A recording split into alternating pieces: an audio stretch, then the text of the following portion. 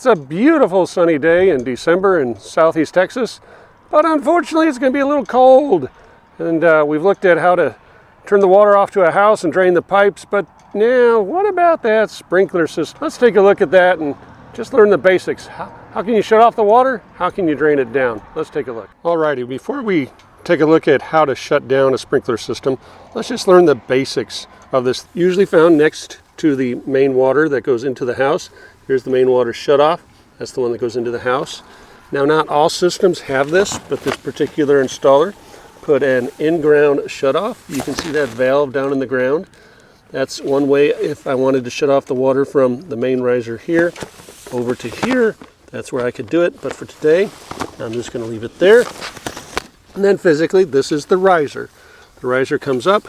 The valve is in line with the pipe. That means it's open. This is a backflow device.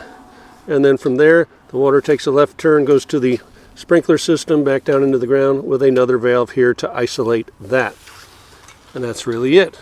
So when it gets really cold and they say, hey, it's going to be freezing, we want to save this thing because this is what's going to get messed up in a cold winter day. Kind of similar to what we did when we were draining the house, where we would shut off the main water. We could then drain the house down through a hose bib. These are kind of like the bleed areas. The water is on right now, but you can see if I came in here and turned these just 90 degrees, water comes out of it. So we know those are the valves that to bleed the water out. I'm going to turn those in just a second, but that's what they look like when the water is on. So very simply, just like the main water shut off to the house, I would come in here.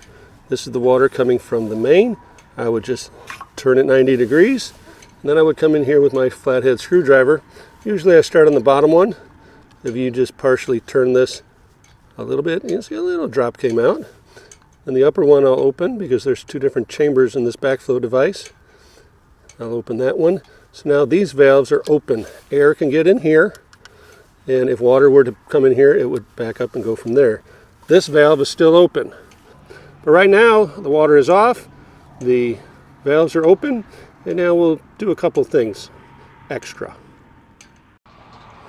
Alrighty, when it comes to cold weather, you can never be too careful. So here's the riser. We shut it off. You can see the valve is in the off position coming up the riser. Now I'm going to go in here, since I've already gone over to the controller and had it run through a cycle. But now this vacuum breaker, this backflow preventer, is totally isolated.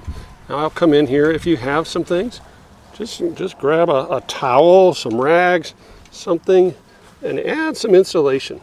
And what you want to do is eventually have this thing wrapped. Maybe take some duct tape around the connections.